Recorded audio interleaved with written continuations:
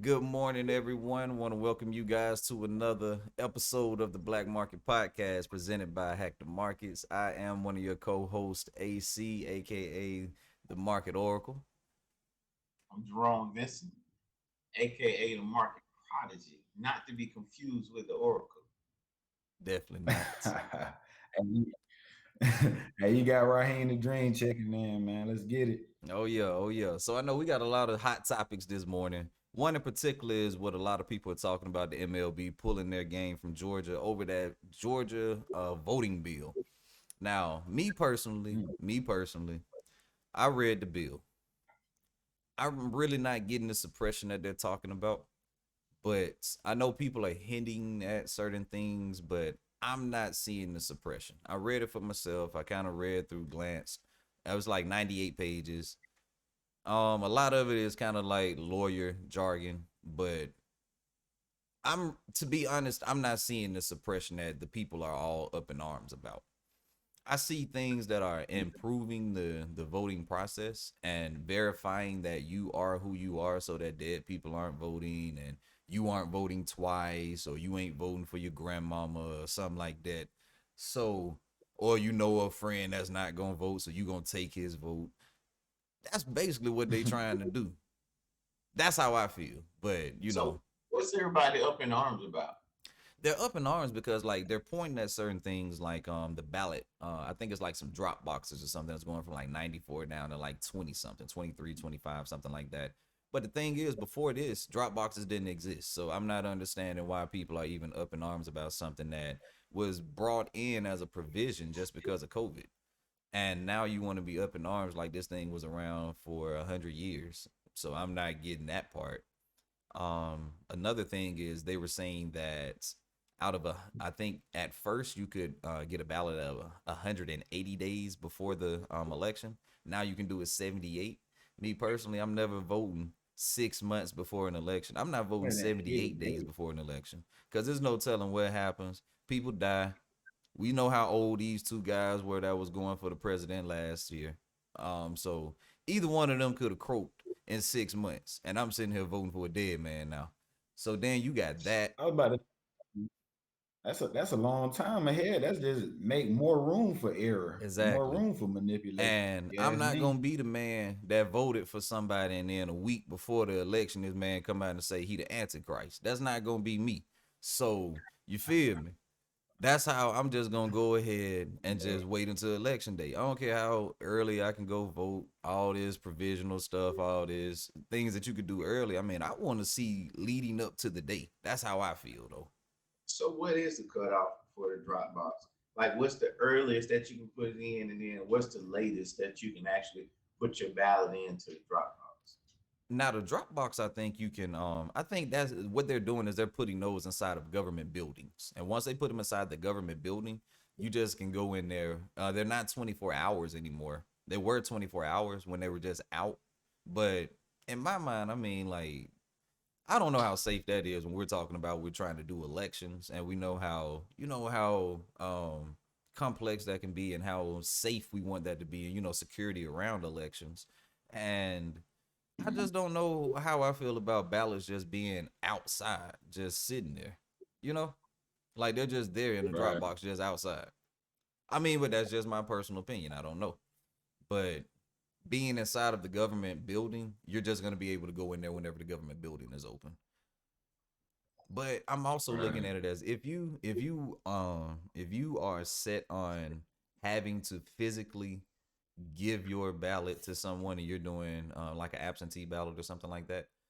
I mean, just go during the business hours and tell your job that you're going to vote. It's nothing that the job can do to you when you say that you're going to do something for voting. If they do, that's a big lawsuit for them. So it's like they can't stop you from dropping off your ballot. So okay, it might be open during the working hours of 9 a.m. to 5 p.m. Okay, just tell them that you need to go drop Right. this off. Drop it off on your lunch. Do it like if your vote matters that much to you, how we get out here and preach that you need to go out here and vote. And I do believe in voting, and I go and vote every time I can. But I'm not gonna sit here and say that, oh man, because they took my drop box that was right up the street, I'm not gonna vote because it's not that easy anymore. Man, I never had that privilege in the first place. Now, I've never done like the Dropbox. So how do they validate like your identity with the Dropbox? We know how they do See, it absentee online or whatever, and we know how they do it in person. so But that right when you there, I can't even go to answer. Dropbox to ballot at the Dropbox, Yeah, how do they see, know that you are you? to be honest, I have no idea. Because for Georgia, with a lot of these absentee ballots, all you had to do was sign the paper. You sign the paper and Mm. you send it in. It's no identification verification or anything. So I could easily just be going out here signing papers Anybody could with it. anybody Yeah, could do it. exactly. Yeah, That's just like, so let's put this example with a bank. If we did this with a bank, you really feel confident in a bank that allows me to write down some information on a piece of paper, sign your name on it, and open up an account in your name, but I'm controlling it because that's just how it is. All I have to do is just sign a piece of paper and send it in. That's not very secure. You're not looking at any type of identification or anything. So I mean, like, I don't feel safe about that. But only way I can see that working is if you went online and you went through that verification process yeah, of filling it Yeah. out. You send in your driver's license or whatever. They verified everything, and then based on that verification, you print out something based on that. Once they clear you, and then you sign that, put it in the envelope, whatever, then put that in the Dropbox. But just signing something saying, "Hey, this is who I want. My name Jerome Vincent," or whatever, and just shoot it off. I don't like it. yeah, see, I didn't like that either. And so that's what they were trying to combat is a lot of this stuff that could easily be seen as like, some influence. So yeah, it's a couple more things that they introduced. I think it's like a misdemeanor to give like water and food to people in line. But I Oh, mean, I've yeah. never been offered food or water in line anyway. And I could see how that could be viewed as, some type of manipulation where it's like, we're the Democrats out here. We got the water and the food. We're looking out for you. Vote for us. I could see how you could use that. So I'm not against it. I'm not saying like, that is a little bit particular, but I see what they're trying to Right. combat, so I'm not against it. Certain things are going to be a little extreme. I'm not saying I agree with every last single thing, but at the same time, I'm not seeing the suppression that so many people are up in arms about. And I feel bad for the companies that are having to go through this, especially the ones in Georgia, because it's like, what do you want us to say? Like Delta, Coke, all these guys, like what do you really want us to say? Mm. I feel bad for them though, but that's I'm what about to got say, how us. you think this? You think this is how you think this is impacting those companies like that? So a lot of people are trying to call for boycott Georgia, things of that nature.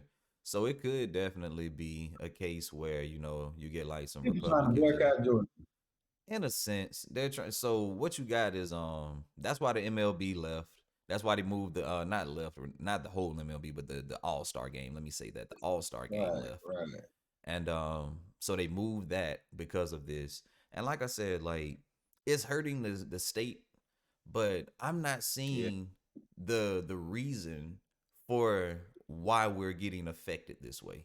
Like I don't feel like it's that big of a thing, but like I said, maybe I'm overlooking something, and I'm open to someone pointing out exactly what it is that I'm overlooking. But as of right now, I don't see anything. They trying to take our business from us. That's what it looked like to me. That's all it is. That's all it is. But in other news, besides that one hot topic, we got AstraZeneca getting kicked out of this plant because they're out here screwing up COVID vaccines. I think they screwed up like 15 million doses. They were inside the Johnson and Johnson. What is it? AstraZeneca and Johnson and Johnson. They were in Yeah. some facility, I think in Baltimore or something like that. And they actually, yeah, they messed up 15 million vials. So So just to be 15 clear, million.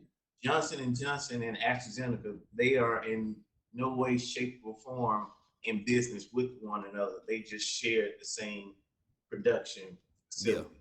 because AstraZeneca is a British company, and I think Johnson and Johnson is an American company. So they were just sharing the same facilities.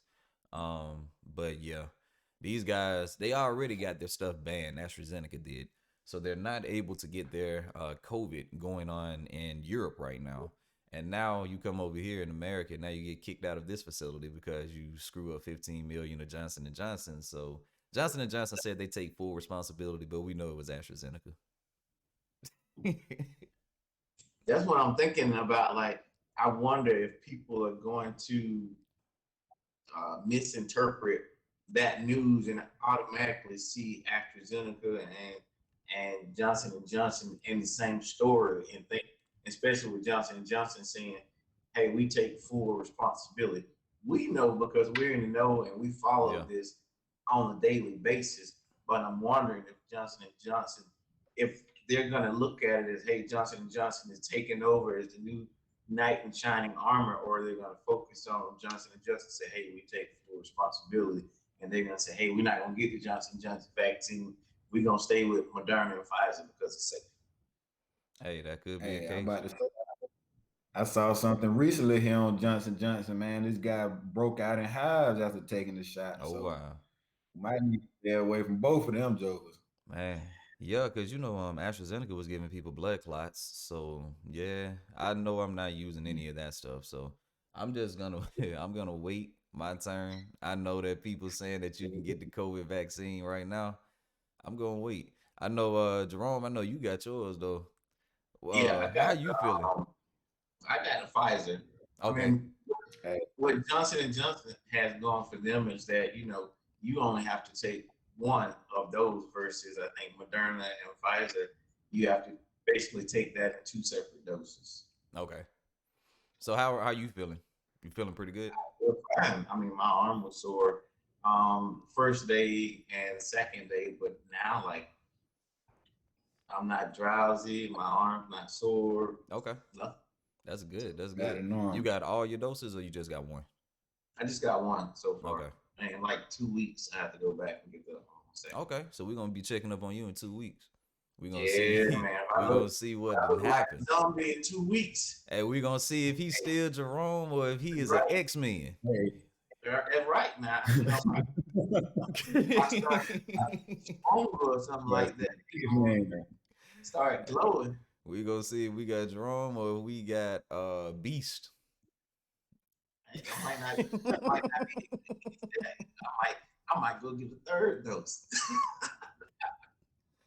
Yeah, Right. so we're gonna be on high alert. We're gonna have Gwinnett County and everybody looking out for what Yeah. what could be going on. We might That have day I somebody come going on on a here rampage. and I'm not showing my video, you know what's going on. Oh He man. has transformed. Well, some more news we could talk about. And I know this plays good into what you like, Jerome. We got a upgrade to outperform for Tesla coming from Wedbush. They have a very high price target on this thing. They have Man, a long-term bull case target of $1,300. I saw a I saw a video of Elon Musk strutting on the stage, taking his jacket off.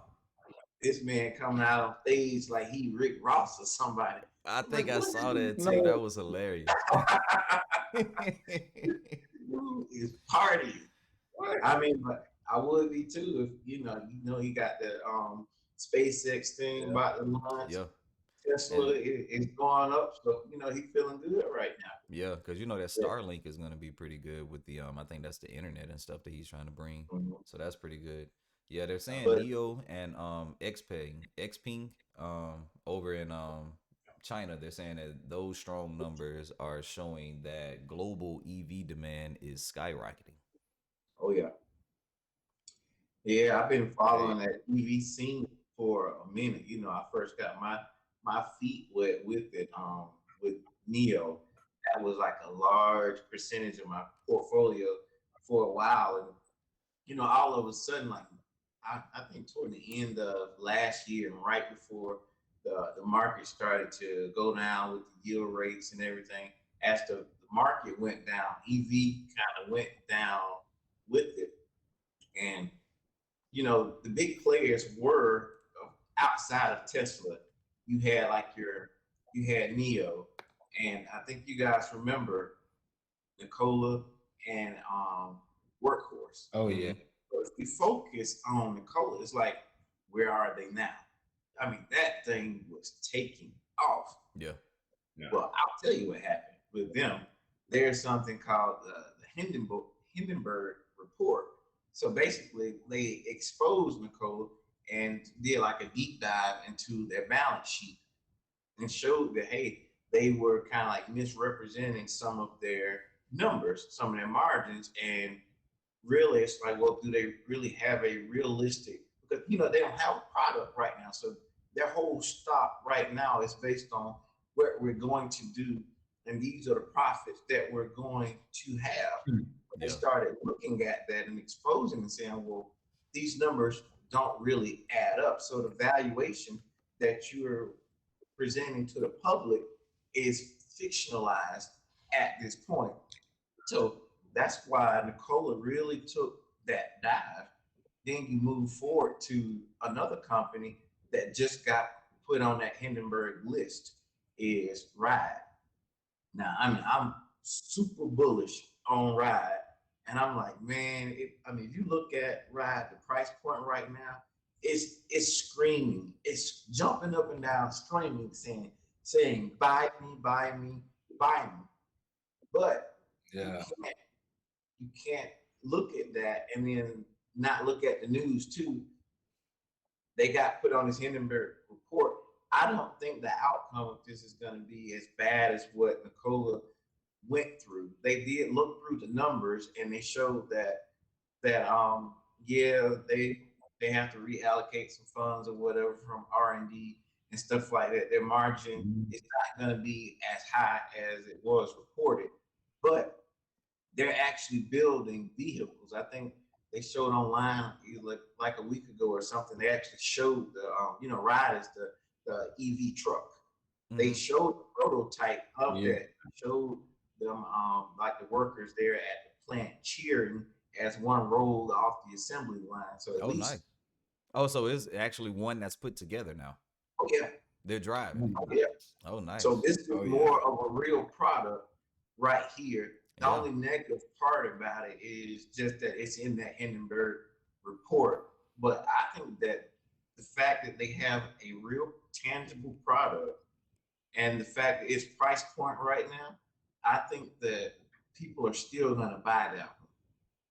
But that leads me really into my main story of right now, I would say the one to buy right now might be Plug. Plug is another EV manufacturer, and what's different about Plug is that its technology is actually based on hydrogen, and really, it's going to be liquid hydrogen. It's like a green liquid hydrogen, and the reason why that one is kind of in a different category is because they're renewable resource hydrogen. They're seeing the problem with most or renewable resources that being able to transport it and store it. But if they create it and you can easily transport and store a liquid versus like a battery or whatever, because batteries they lose their charge over a certain amount of time. Yeah, harder to transport those. I'm about to say, Jerome, wasn't one point of time, wasn't there a company that had like semi trucks that they was trying to run off of that hydropower? Yeah, I think that was is that CCIV? CCIV is Lucid. That's cars. That was that Nikola? Nikola. That's who it was. It was Nikola. Huh? Yeah, so we just talked about what happened to them. Hydrogen work because we saw what Nikola did with the hydrogen project. We're gonna see who's gonna figure it out. Yeah. Oh yeah, I mean it's something there, and whoever takes the reins of that, I mean they're gonna be the top dog because that renewable thing once they figure it out. I mean because right now Plug they're set to create the largest manufacturing for that plant for that in the United States. They're putting one together actually in New York right now, and they've got a goal by like 2023 to start producing products with it. Nice. So I mean, they don't have that negative connotation in the news that Lordstown has right now, and you look at their price point dropped in March, just like some of the other EV people. But going back to Tesla, Tesla's kind of like leading the field with this. And when people see Tesla making a turnaround, that sentiment in the market for EV is turning around as well. So people start looking at, well, everybody can't afford Tesla stock or whatever. So then you start looking at these bargain players or whatever in the news. And then next you start going down and start looking at your XPEVs and your Lees and your Neos, your Rides and your Plugs. See, Ride has a good price point, but they're in the news for a bad reason right now. But then you start looking at Plug. I mean, I'm seeing people putting a target price of Plug at $239. We know right now Plug is in the $30 range. We've seen it in the $70 range. Yeah. So we know that, yes, Plug has had a correction recently. So they know that the sentiment with Plug, the market loves Plug. You look at the volume on it, it goes crazy. So when the market started going bad, Plug started going down. But it's one of those things, like with any tech stock, when the market starts to rebound, those tech stocks, they outperform. They went down when it was bad, but when the market is going good, they're going to be the ones that outperform everything else. Plug is going to be one of those companies that really benefits from this. Yeah, growth stocks are always the ones that you want. Oh yeah, those things pop. Man, hey, AC, did you mention when you was talking about Tesla earlier? Did you mention all that production they did on this Q1? I think I mentioned that on Friday, maybe. But yeah, they did like 180,000 plus. Like it was ridiculous. I think they said they did more in this quarter than they did from like 2012 to 2018. It was something. It was some odd number like that from 2012 to 2018 or 2012 to 2016. Something like that. Yeah, it was something like that. But what get me is that we thought last month, based on like all these shortages and stuff, we thought that all the EVs were just, we didn't know what was going to happen to them. Yeah, exactly. And Tesla and Ford and these guys and just came out of nowhere and they're taking off now. So Jerome, like you said, it may really be EV time. They about to release everything. Yeah, and we already talking about GM 30 by 25, 30 cars by 2025. That's big right there. Intel, they're ramping up. We heard about 20 billion. Building that plant in Arizona or whatever. Applied Materials at AMAT. So they're getting ready to boost this turnaround with EV. So, I mean, and then we already got Biden talking about the EV infrastructure. Right. Hey, well, we know everybody. Y'all better find y'all EV stocks. Yeah. If you don't, you sleep.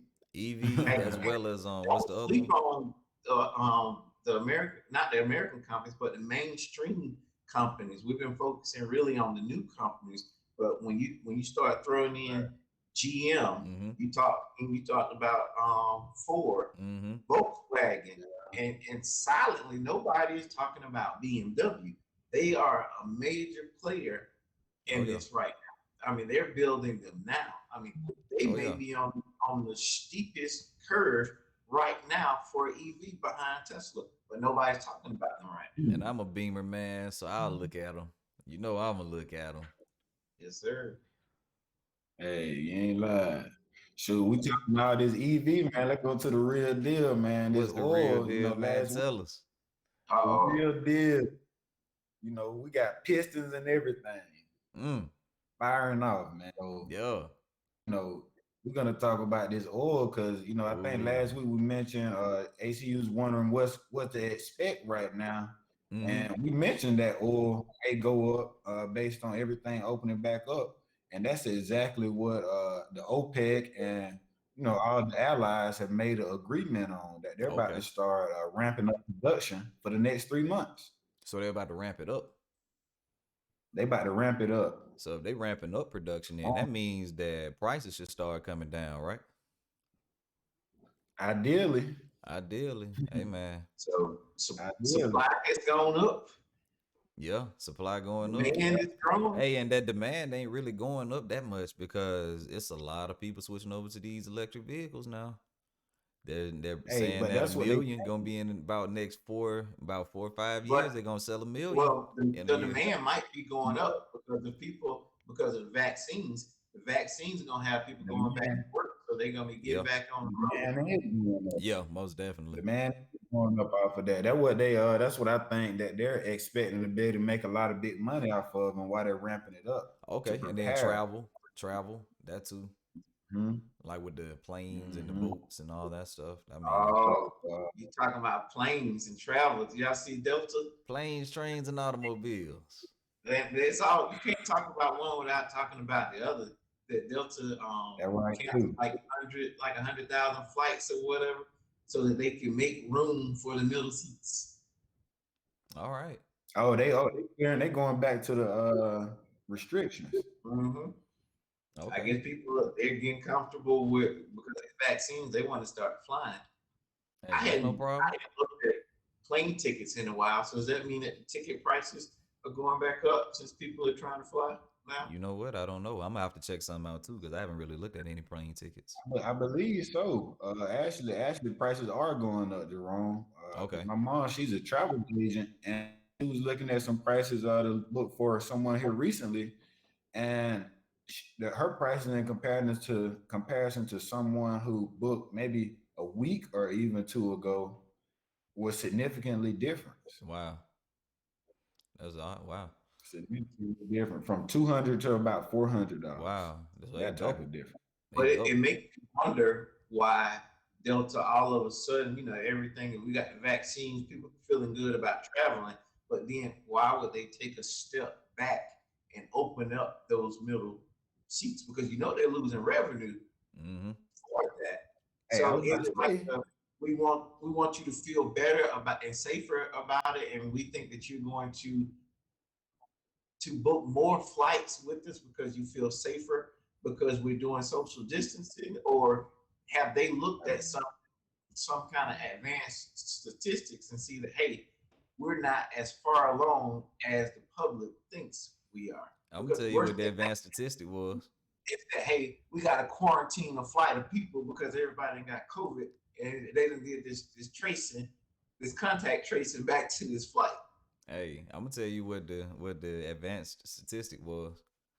They looked at they looked at that middle seat and they said, okay, if we take this Boy, middle seat out, they gonna start flying with me. So then what we gonna do is we gonna charge them for the middle seat though, and we gonna put it on the there it is. outside seats because you just heard he Put said it it in the went from price. 200 to 400. So shoot, they ain't losing no money. They probably making more now. They put it in the price. Hey, Dang. they said we got a plan. We gonna tell them that we super safe, but we gonna charge them. How safe you want to be to fly? hey, People I gonna only be fly. safe. Hey, I'm telling you, I only fly first class. So Hey, they gonna say, "Hey, man, we got you," but it's gonna be double the price. it's always been double the price. We talking about double the old price, man. they gonna they gonna rename it. They gonna call it the this COVID is the special seats. yeah, the COVID seats. COVID not COVID. They gonna The say this is COVID. COVID protection. This is the COVID protected lounge. Mhm. They gonna say it is Oh, man. vacuum sealed from the rest of the plane. You don't have to worry about all those coach people getting you sick. Man. Hey, Hey, they're gonna Joker's have gonna pay for hierarchies that. on the plane. Think Golly. about it. They gonna pay for it. Oh yeah, you know they gonna pay for it. They go, oh man, yeah, I'm gonna sit up here. I'm not sitting back there with those guys. But hey, that's some good stuff for this morning though. So we'll go ahead and sign off. Hope you Wait, wait, guys enjoy. wait, Oh, what you got? What you wait. got? What you got? Oh, you got some plays you want to spread. You got a Yeah, play who you you want to. guys picking? I got a surprise pick for y'all You today. got a surprise pick. To be honest, I don't even have a Oh pick. man. I'm still on that carve. To be honest, CARV. I'm still looking at that carve. Oh yeah. I got in on that one. I think Thursday, and it was right before the market closed. So when I got in on that one, that's the one that I'm still looking at. That carve. I think it's like a black bank. Yeah. Let me tell you one that I got right now. I've been talking about EV and everything. So of course you would think my pick would be EV. Negative. It's got to do with EV. Fubo TV. Okay, you bet. Yeah. Fubo TV, That man, that thing is so volatile. You can make some money real quick with that one. I like near that. the beginning of the year, that thing was trading around like $62, right? Mm-hmm. Right now, this morning, you can get it for the bargain of $22. 22. Oh yes, sir. I'll be looking at that. $22. That'll be something I'm looking at. I mean, my signals right here, all my indicators that I got set up, man, it's all screaming buys. I mean, it's got unusual activity in the option market. People are buying calls on this thing. Okay. Everything is saying bull. About to shoot up. I would not be surprised if this thing jumped from $20 to around that $37, $38 price mark within the next month. Hey, that's a good It's move. very possible. So that's what I got my eyes on. Okay. Reen, you got anything you looking at? Hey, I really ain't got no pick either myself, man. I'm still holding my marble from last week. Yeah. I'm chilling out. I feel it. Okay. Well, hey, we appreciate that one, Jerome. And but if you do have to go back to EV, real cheap buy, one we hadn't talked about in a long time. AC, you know about this one. Which one? XL Fleet. XL Fleet, yes, sir. XL Hey, XL Fleet and Go EV, both of them. Because Go EV was at like a good one. XL Fleet was selling a few months ago at $35. Yeah. Can y'all guess what that price point is today? Is it under 10? You know it came in at a SPAC around that $10 mark. Today, you can buy it for the bargain of $7.80. $7.80? $7.80. Oh man. Yeah, I'm gonna look at that one too. Yeah, I'm gonna look at that one too. Yeah, that EV portfolio ASAP. Oh yeah. That's a good one. Appreciate that one too. Oh yeah. Mm-hmm. That's some good stuff right there. Yeah, I'm gonna look at that one when we first get the market open. We ain't got too many minutes right now. It's money to be made out there. The futures, oh yeah, most definitely. The prices are looking good. Looks like Dow might be leading the charge right now, followed by the S&P. I hadn't looked in the past 10 minutes, but futures look to be up a little bit for the Nasdaq too. You know, things could change.